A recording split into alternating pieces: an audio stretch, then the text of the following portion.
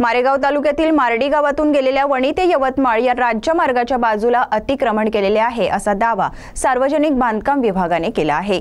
त्यामुळे हे अतिक्रमण काढण्यासाठी कायदेशीर कारवाई करण्यात यावी अशी मागणी मार्डी परिसरातील नागरिकांनी आमदार संजय देरकर यांच्यासह तहसीलदारांना दिलेल्या निवेदनातून करण्यात आली आहे।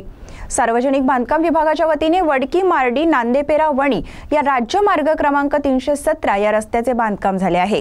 मार्डी गावातून गेलेल्या राज्य मार्गाच्या बाजूला अतिक्रमण असल्याचा दावा सार्वजनिक बांधकाम विभाग मारेगावच्या वतीने करण्यात आला असून हे अतिक्रमण हटवण्यासाठी आतापर्यंत या विभागाकडून 3 नोटिसा बजावण्यात आल्यात। या 3ही नोटीस मनमानी पद्धतीने काढण्यात आल्यामुळे नागरिकांमध्ये संतापाचे वातावरण आहे।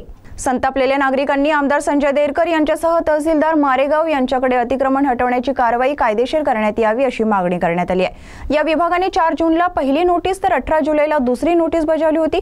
या दोन्ही नोटीसमध्ये रोडच्या मध्यापासून 15 मीटर अंतरातील अतिक्रमण हटवण्याबाबत उल्लेखित केले आहे।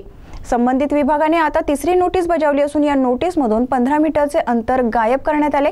मात्र या विषयाकरिता संदर्भ जैसे थे नमूद केल्यामुळे ही कारवाई मनमानी पद्धतीने होत असल्याचा आरोप तक्रारीतून करण्यात आलाय।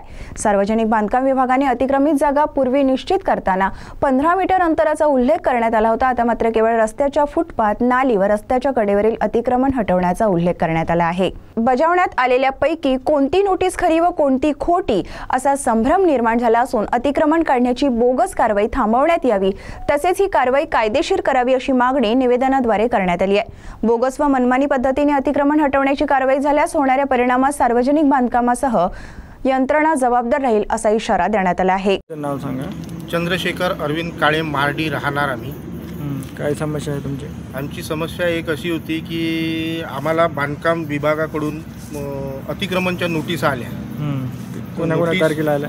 नोटीस क्रमांक 201 4 तारखेला आलेली आहे, 4/6/2025 ला।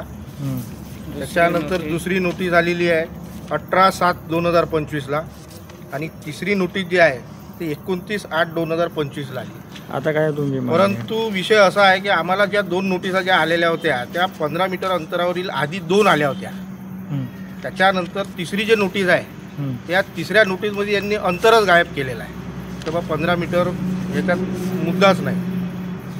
तर आमचं म्हणणं एक असं होतं, आम्ही निवेदन दिलं बांधकाम विभागाला की बा जो काही तुम्ही निर्णय घ्याल तो कायदेशीर घ्या, किंवा तुमचं अंतर 15 मीटरचं आहे तर तुम्ही 15 मीटर अंतरावरील एक चुन्यानं खुणा करून ते अंतर मोजमाप करावं आणि जेवढं काही अतिक्रमण आहे तुमचं ते काढून टाकण्यात यावं। अन्यथा बांधकाम विभागाला सांगण्याचं तात्पर्य एकच आहे की कायदेशीररित्या केलं तर चांगलं राहील आणि बिना कायदेशीर केलं तर आम्ही काही चुपचाप बसणार नाही। सिटी प्रतिनिधी दिलदार शेख यांची रिपोर्ट।